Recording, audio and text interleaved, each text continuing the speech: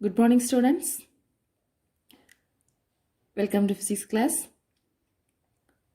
The last video, we have discussed two questions: weightlessness of freely falling bodies, also heliocentric system over geocentric system.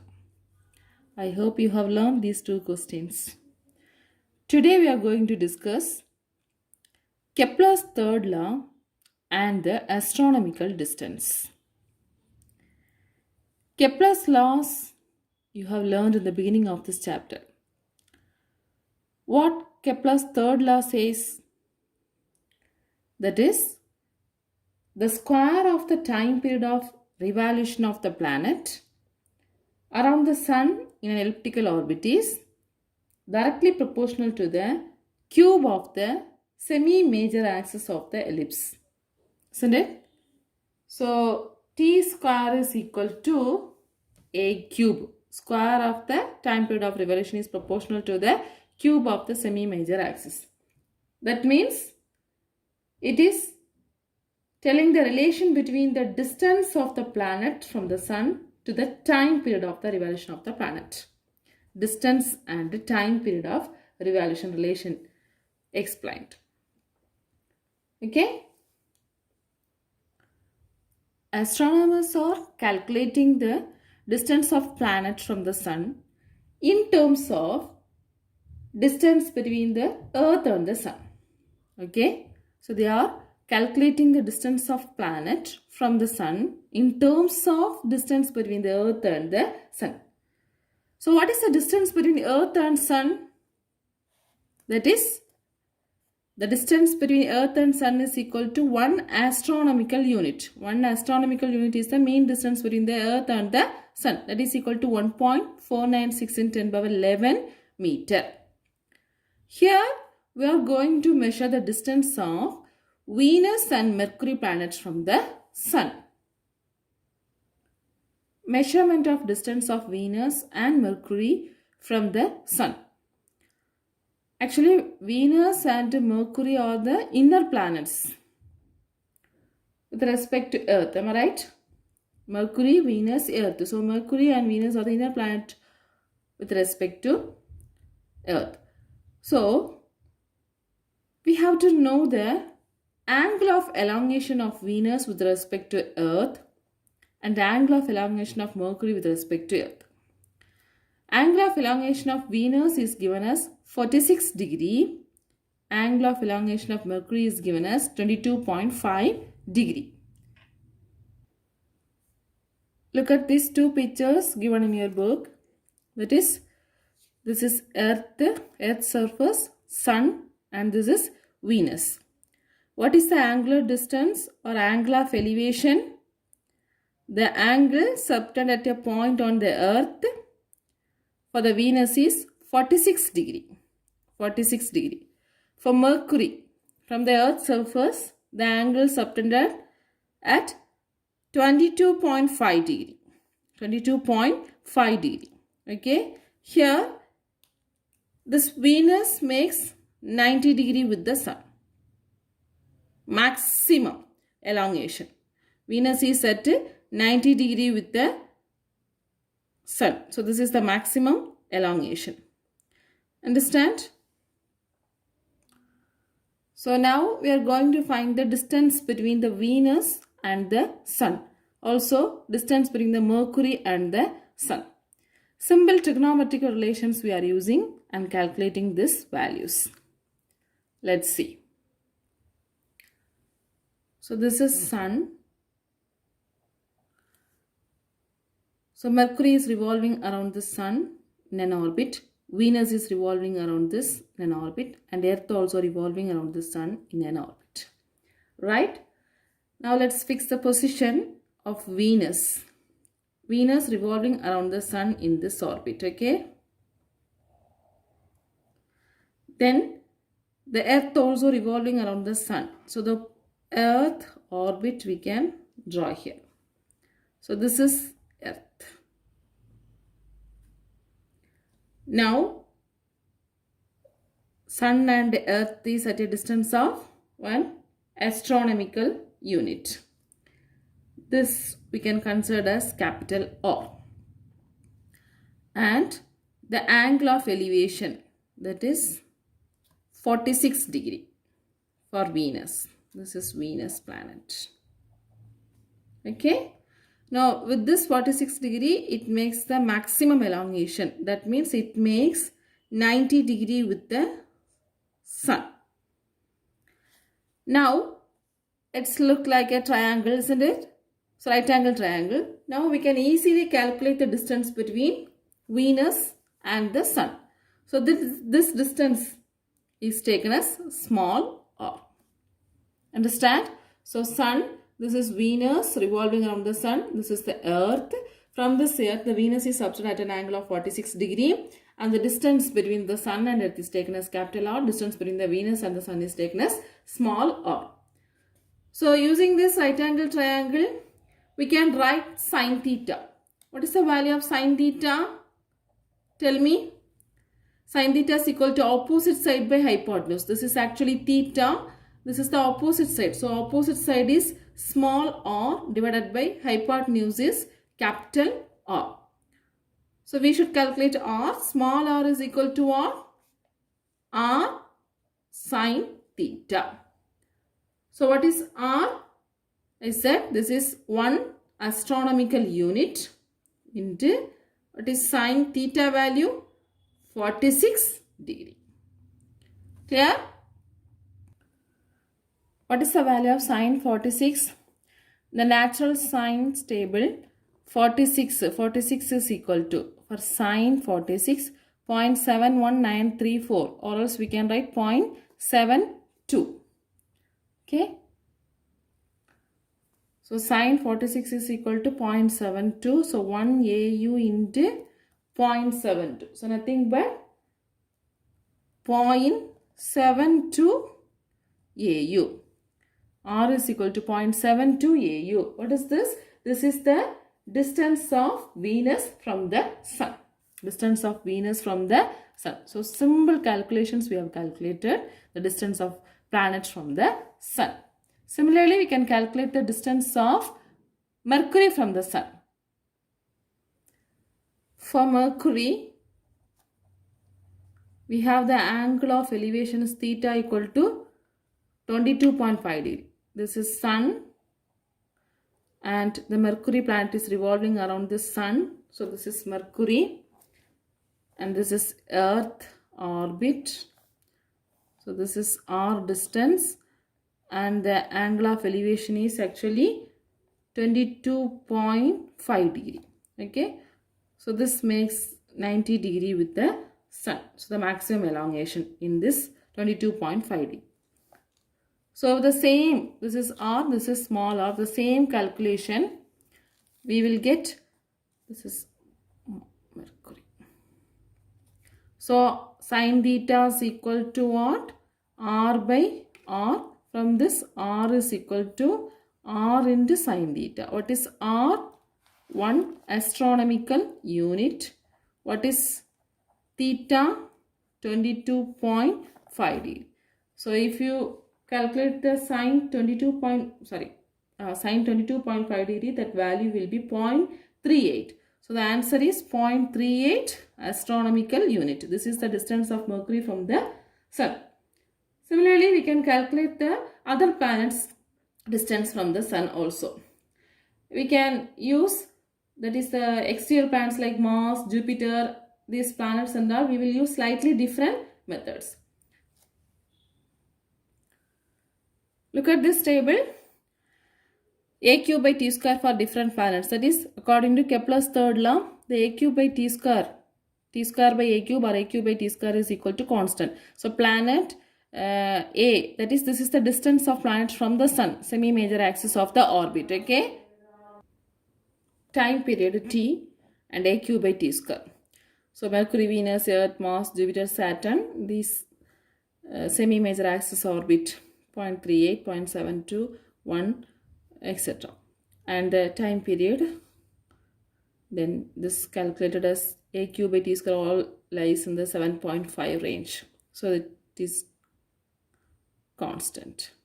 Okay. Let's move on to the next topic. Measurement of radius of Earth. The radius of the Earth is approximately 6,400 kilometer. Actually, it is 6,378 kilometer. This radius is measured by Eratosthenes. Eratosthenes. He is a Greek librarian. Okay. Greek librarian. Around 225 BC, he measured the radius of the Earth. Actually, he lived in Alexandria, which is in Egypt. From that place, he has measured the radius of the Earth. Let's see how he measured the radius of the Earth by the simple technique. He chosen two places. One is Alexandria, another one is Syene. The Syene is actually 500 miles away from this Alexandria. From these two places, he has measured the radius of the Earth. Let's see how it is.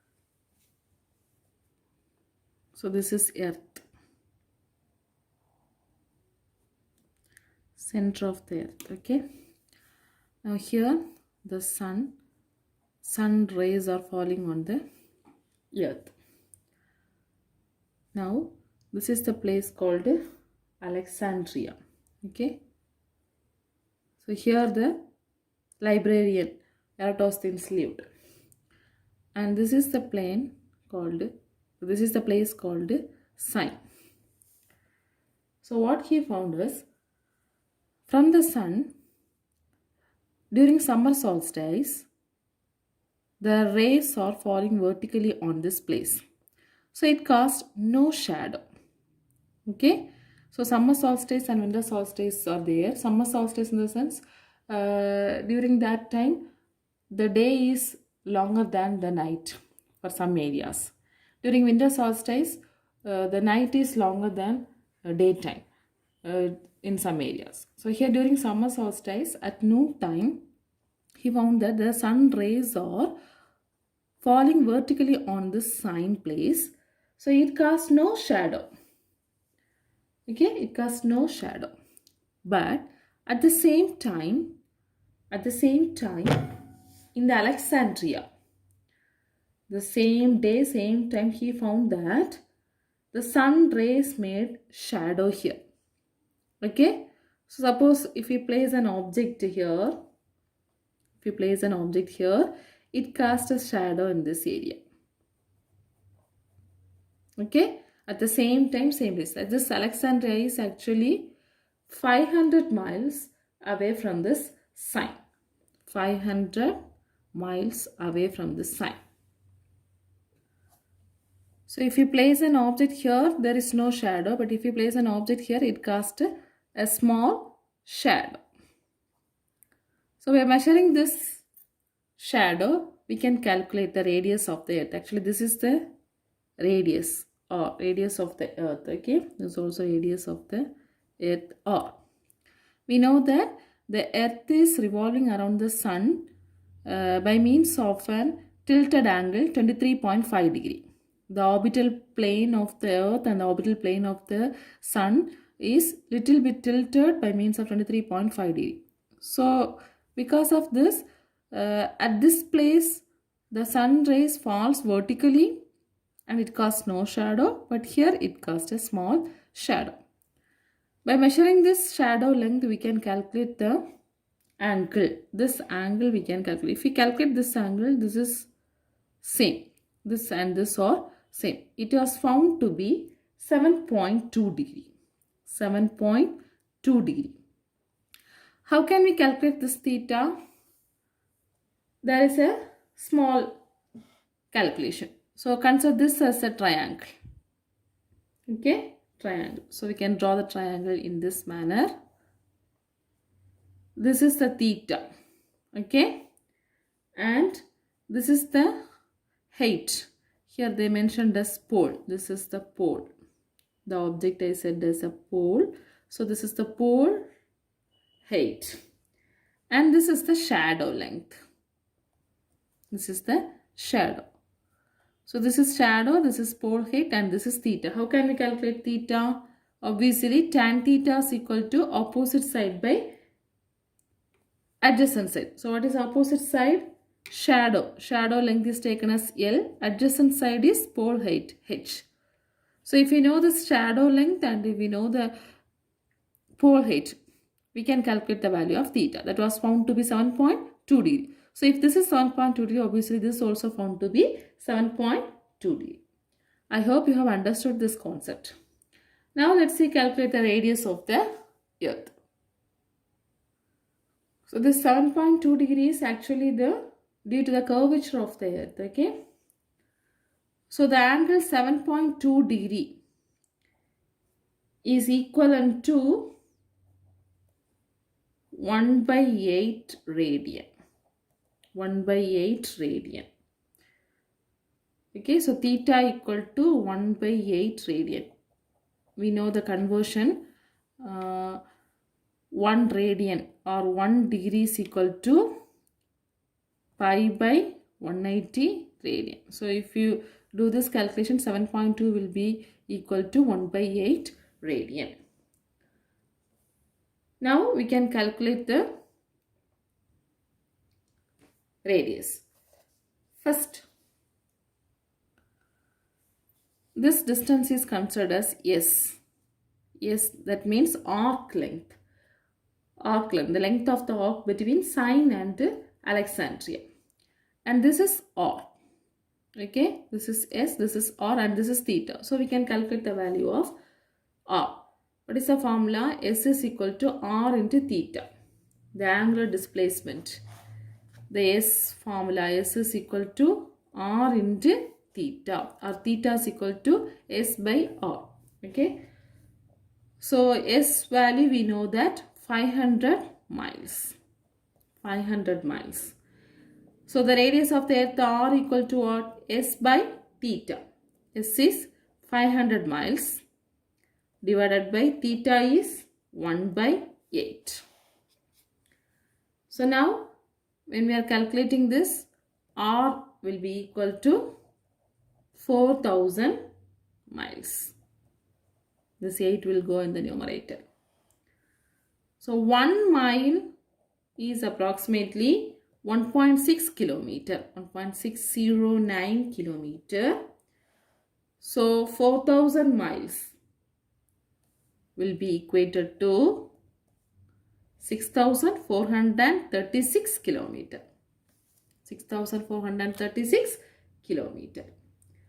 Actually, this radius has a small error. The correct value of R is equal to 6,378 kilometer. This is the measured value by Eratosthenes, and this is the actual value of radius of the earth. I hope you have understood this measurement of radius of the earth. So it is an important question. A Greek librarian, Eratosthenes, lived in Alexandria, measured the radius of the earth. He chosen the Sine and Alexandria place, and he measured the radius of the earth by means of a small shadow. I hope you have understood this question. Similarly, the distance of moon from the earth also was measured by Greek astronomer Hipparchus in the 3rd century BC. Okay. Next, some interesting astronomical facts. First, lunar eclipse and measurement of shadow of earth. Lunar eclipse and measurement of shadow of earth. What is lunar eclipse? You all know that. Sun, earth and moon are lying in the same line. The earth blocks the sun rays to reach the moon. So earth does not allow the sun rays to reach the moon. That is the state lunar eclipse. So using that, we have to calculate the measurement of shadow of earth. So in this book, the last lunar eclipse was given on January 31, 2018. There was a total lunar eclipse which was observed from various places including Tamil Nadu. Okay. Now let's see how we can measure the radius of shadow of earth at the point where the moon crosses. Radius of shadow of Earth. Listen here. Total lunar eclipse. Sun and Earth revolving around the Sun in an orbit. Then this is Moon. Moon is revolving around the Earth and also revolving around the Sun. Okay. So here in this lunar eclipse, this moon blocks the sun rays. It does not allow to reach to the moon. Okay. So here in this position, the sun rays fall on the earth and there is a shadow in this area. Okay, this is the moon. This shadow, dark shadow area is called umbra. Dark shadow means the full shadow of the earth. It is known as umbra. And from this place also the sun rays are reaching on the surface of the earth and it creates a shadow in this area. Okay, this is not dark shadow, light shadow. That shadows are called partial shadow.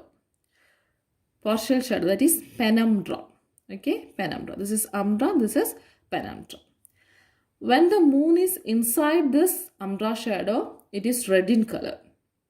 When it crosses outside the umbra, okay, it exits from this umbra area, it looks the crescent shape. Crescent shape. The crescent shape photograph is also given in your book. So this is the image of the moon when it exits from the umbra shadow. Okay, this is the crescent shape. Let's find the radius of Earth's umbra shadow. Earth, and this causes a shadow. This is called umbra, Earth umbra shadow, and the moon is orbiting this area. So this is moon, and here this area is known as umbra. Here this is known as the umbra, radius of umbra disk. Okay, this is umbra disk. So this is known as the radius of umbra disk, considered as RS. Okay, here we are going to calculate the ratio of radius of the umbra disk to the radius of the moon. Radius of umbra disk to the radius of the moon. Look at this figure. Calculation of umbra radius.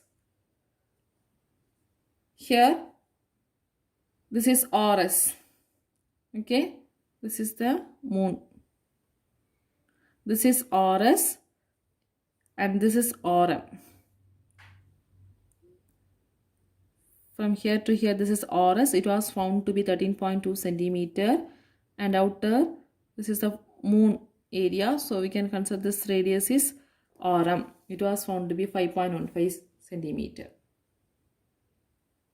It was actually measured by taking the photograph, and by taking the picture, they have measured the radius, approximate value.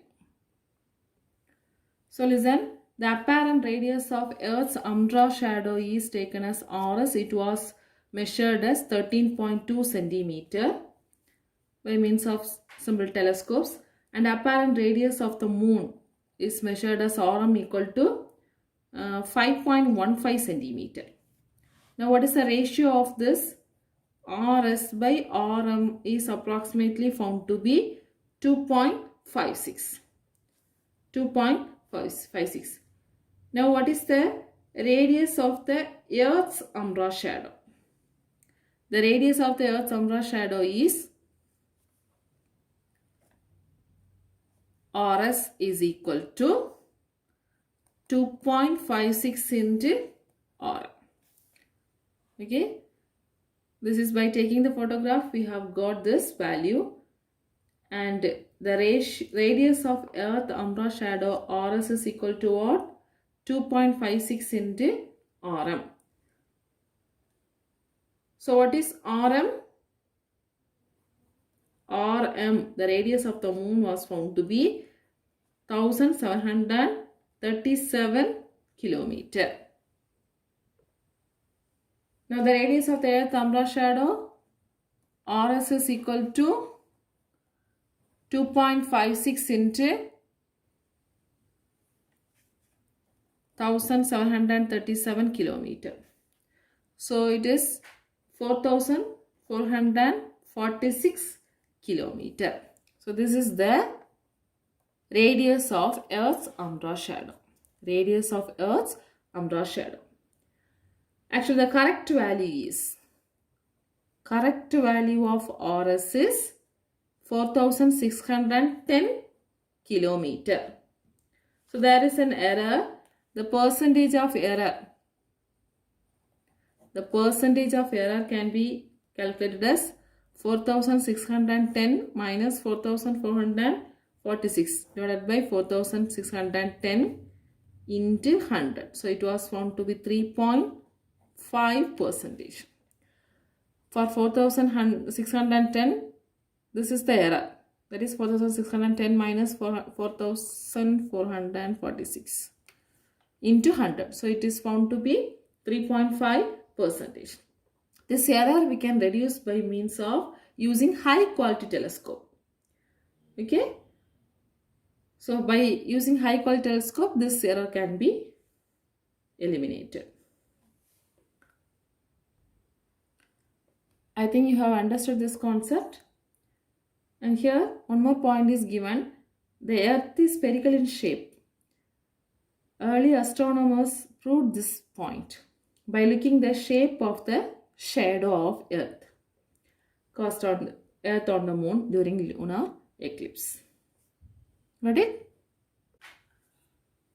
The next fact or next question is why there are no lunar eclipse and solar eclipse every month. So what is solar eclipse and lunar eclipse? When the moon passes between sun and earth, the lunar shadow is seen as the solar eclipse on the earth. When the earth passes directly between sun and moon, its shadow creates a lunar eclipse. Isn't it? So obviously every month lunar and solar eclipse has to happen. But every month we are not getting lunar eclipse and solar eclipse. What is the reason? The reason is the moon's orbit is little bit tilted from earth orbit around the sun. 5 degrees it is tilted from the earth orbit around the sun. That is the reason every month we are not getting lunar eclipse and solar eclipse. Here this is sun, this is the orbit, and this is earth, this is the moon revolving around the sun, moon revolving around the earth. So totally it is revolving around the sun. So here, see in this area, full moon, lunar eclipse happened. Here it is in the line. There is no tilt, there is no angle. The orbital plane of the earth and the moon are same. But look at this side. The orbital plane of the moon, that is little bit tilted, 5 degree. 5 it is tilted. So here there is no eclipse. Full moon, there is no eclipse. Listen, moon's orbit is tilted 5 degree with respect to the earth's orbit. Due to this 5 degree tilt, only during the certain periods of the year, the sun, earth and moon align the straight line. Only certain period they are aligned in the straight line, leading to either lunar eclipse or solar eclipse. Understand? The next one, why do we have seasons on earth? Why do we have seasons on earth? Here, the seasons in the earth arise due to the rotation of earth around the sun with a 23.5 degree tilt. seasons in the earth arise due to the rotation of the earth around the sun with 23.5 degree tilt. Look at this picture. Seasons on earth. This is sun. Earth is revolving around the sun. So here, see, the earth spins or earth revolves at a tilted angle. This is the vertical. So this is tilted by means of 23.5 degree. See here. So this is the vertical perspective of the sun's orbit, and this is the axis the earth rotates, north south, about north south. So this is an angle 23.5 degree. So earth has tilted. Okay. So by this tilt, if it is rotate around the sun, the seasons occurs. Listen here. Here, this area alone exposes by the sun's light. So this side is winter. So late December, northern hemisphere winter, southern hemisphere summer. And here, this is the spring season.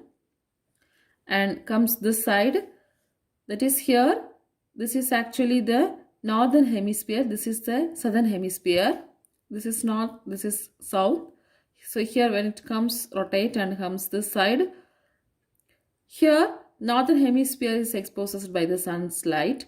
So this area gets summer and this area, southern hemisphere, gets winter.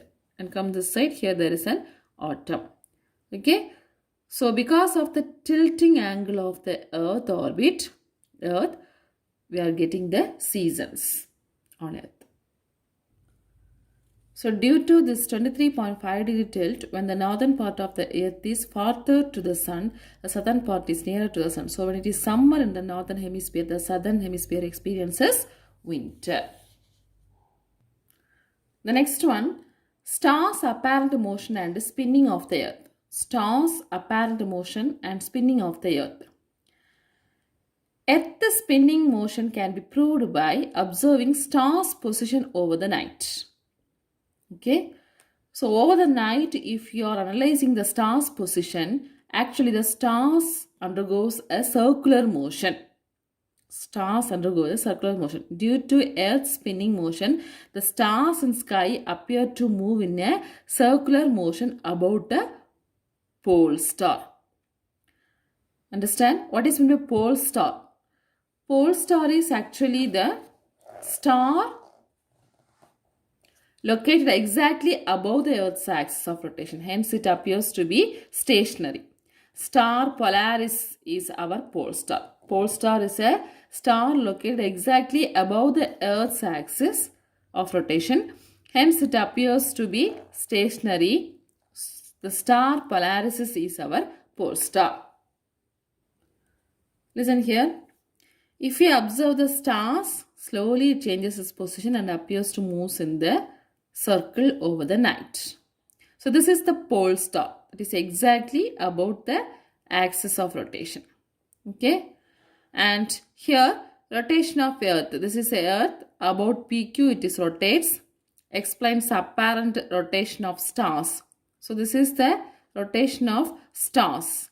Apparent rotation of stars, which is in the opposite direction of PQ. So when the Earth rotates like this will be rotating here. So this is the pole star. Stars apparent circular motion due to Earth's rotation. So we are now at the end of the 6th chapter. That is, we have seen the astronomical facts, some interesting astronomical facts.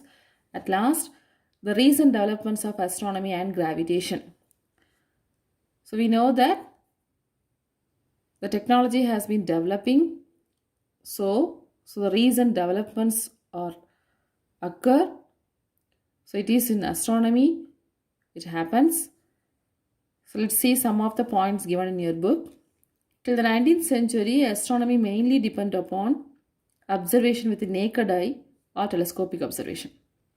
Okay, there is no typical instruments. But after the discovery of electromagnetic spectrum, the understanding of the universe is increased. And Newton's law of gravitation could not explain certain phenomena and showed some discrepancies. So Albert Einstein formulated his general theory of relativity, which was one of the most successful theories of 20th century in the field of gravitation. So before 19th century, there is no typical instruments to explain all the cases. But after 19th century, the development occurred. So in the 20th century, Albert Einstein has formulated the general theory of relativity. It was one of the most successful theory. In the 20th century, both astronomy and gravitation merged together and have grown in manifold. The birth and death of stars were more clearly understood. Many Indian physicists made very important contributions to the field of astrophysics and gravitation. Some of them are given. That is, Subramanian Chandrasekhar formulated the theory of black holes and explained the life of stars. These studies brought him the Nobel Prize in the year 1983. Another very notable Indian astrophysicist, Meghnad Saha, who discovered the ionization formula which was useful in classifying stars. This formula is now known as Saha ionization formula. In the field of gravitation, Amal Kumar Raychaudhuri solved an equation now known as Raychaudhuri equation, which was very important contribution. Then another astrophysicist, Jayant Narlikar, made pioneering contribution in the field of astrophysics and has written interesting books on astronomy and astrophysics. Then IUCAA, Inter-University Center of Astronomy and Astrophysics, is one of the important Indian research institutes where active research in astrophysics and gravitation are conducted. The institute was founded by Professor J.V. Narlikar. Students are encouraged to read more about the recent developments in these fields. So I also encouraging my students to have a research on this area, astronomy. Some of the students are very much interested about this space, astrophysics, astronomy and all. Okay. So today we have seen Kepler's third law and astronomical distance and the main important question, Eratosthenes' method of measurement of radius of Earth and some astronomical facts. So listen, you have to learn why is there no lunar eclipse and solar eclipse every month, and how will you prove that the Earth itself is spinning. Then explain in detail the Eratosthenes' method of finding the radius of the Earth. Then describe the measurement of the Earth's shadow, umbra radius, during total lunar eclipse. So these questions you have to learn from today's portion. Thank you, students.